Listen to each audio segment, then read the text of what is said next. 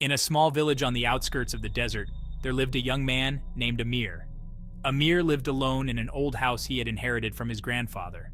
The house was surrounded by palm trees that whispered mysterious sounds when the night winds blew. The village was abuzz with legends of spirits that dwelt in the desert, and everyone avoided going out after sunset.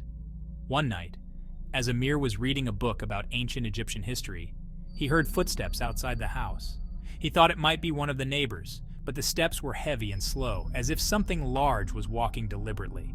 Amir dismissed it and returned to his reading, but the footsteps continued and grew closer and closer until they stopped at the door. A chill ran down Amir's spine. Curiosity burned within him, but fear was stronger. He decided to ignore the sound and continue reading. Suddenly, however, he heard a knocking at the door. Slow, measured knocks, as if carrying a message. Amir stood up and cautiously approached the door. With a trembling voice, he asked, "Who's there?" But there was no answer. The knocking grew louder, and the door began to shake on its hinges. Panic set in, and Amir decided to call the police, but his phone was not working. The signal was completely cut off. His heart raced as he tried to find a way to escape. But before he could move, the knocking suddenly stopped. Silence filled the room, and Amir felt a temporary relief, but it didn't last long. Suddenly, the door burst open, and the cold desert wind swept through everything inside the house. Amir stood frozen in place, seeing a long shadow forming on the ground. The shadow moved slowly towards him, stretching and contracting with each gust of wind.